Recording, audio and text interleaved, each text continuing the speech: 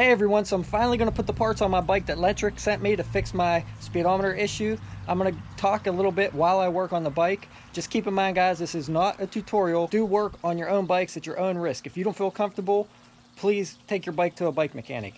We're going to talk about the parts that they sent me and the part that I thought that it was. So let's go ahead and get this thing installed, see if it fixes the issue. And if you find this video enjoyable, please make sure you guys subscribe and hit that bell so you get notified of future videos. And also check out some of my other ones. Thanks for watching. Alright, so if you guys watched my video about the problem I was having with my bike, you'll know that my speedometer was randomly working and then stopping, then working again, then stopping. Now, when I had this issue, everything else was working perfectly fine. I mean, everything from the PAS levels, it was still limiting my speed on every PAS level, still limiting my max speed.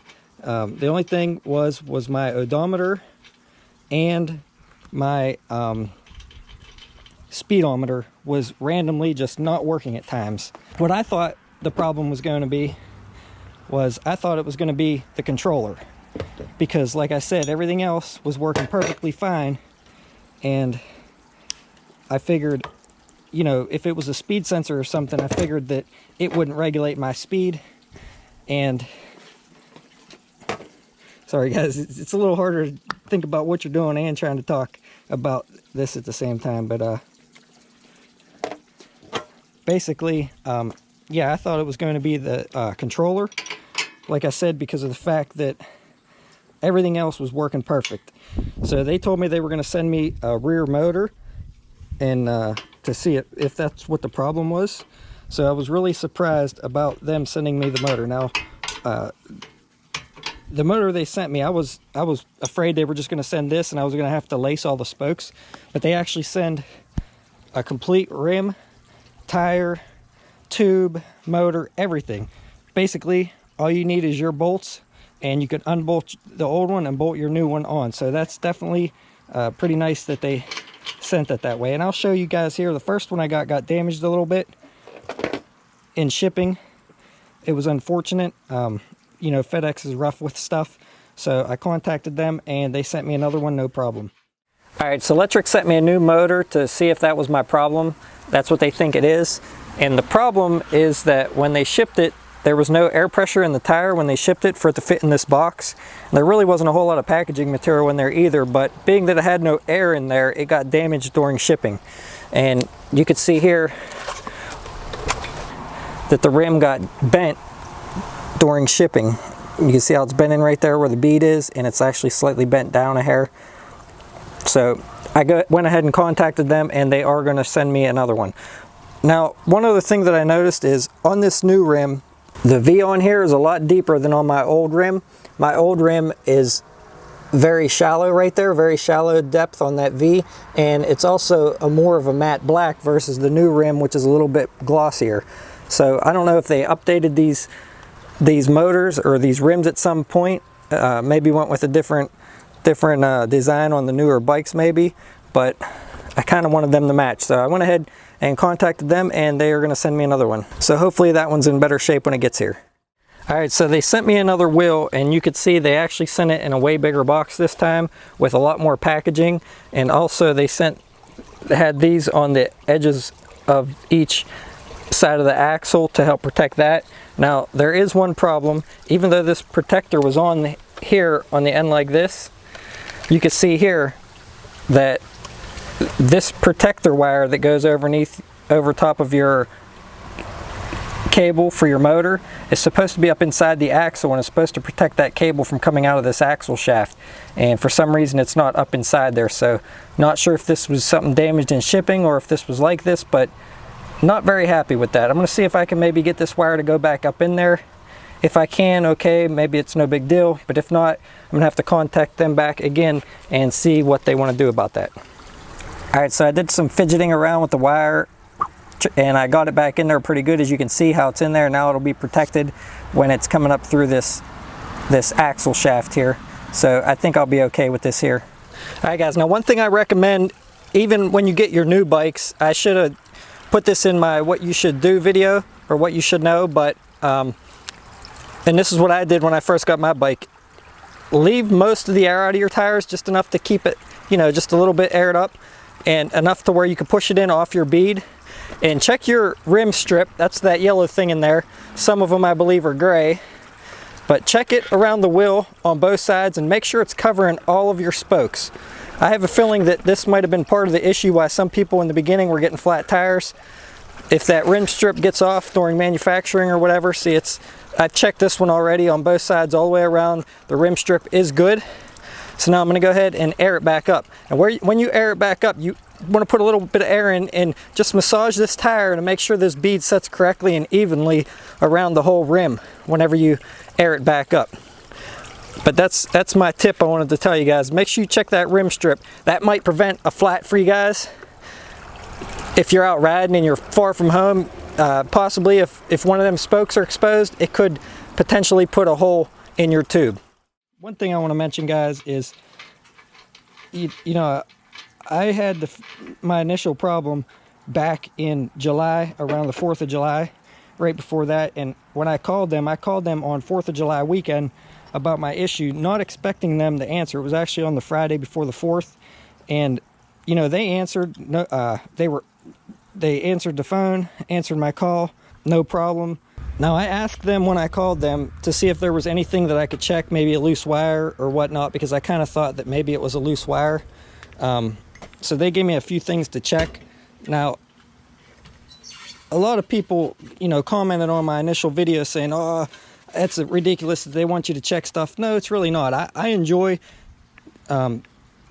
figuring out how things work, and I've been that way as a kid. I like to tear stuff apart, see how it works, and know how to work on my own stuff, because knowledge is key, especially if you go out and you're stranded somewhere. All right, got the old wheel off. Especially if you go out and you get stranded somewhere, it's nice to know how your stuff works. You could easily, you know, make a fix out in the field possibly and get yourself back. All right, getting the new one back on here. Let's see how hard this is to get in this time. Now for the tricky part.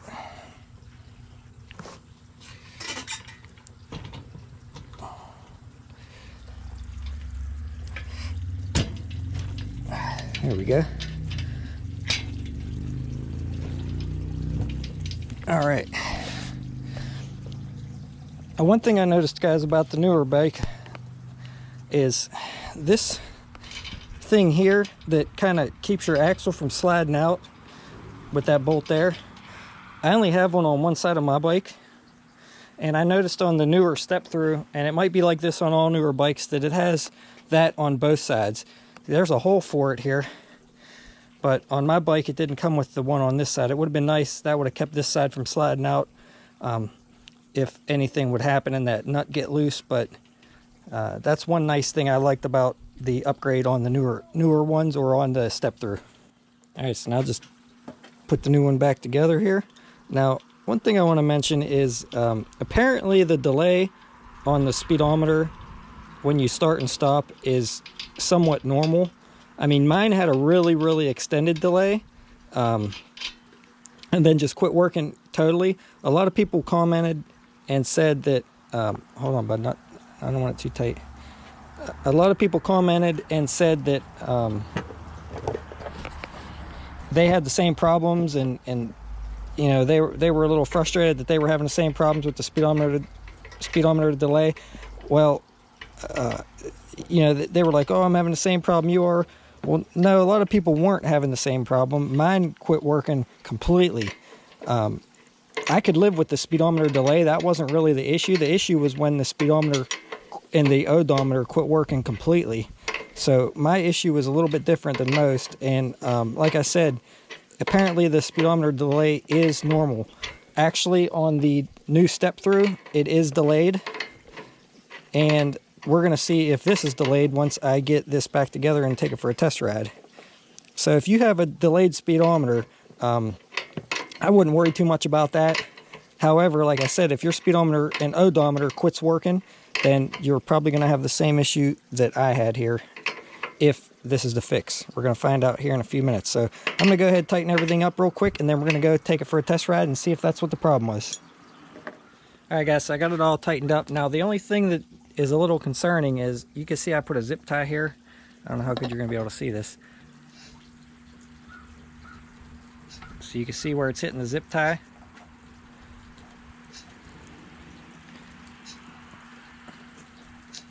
So it has a pretty decent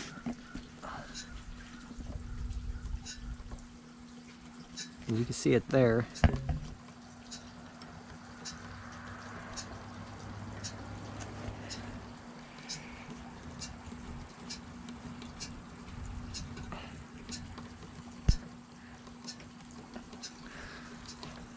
So now the tire doesn't look too bad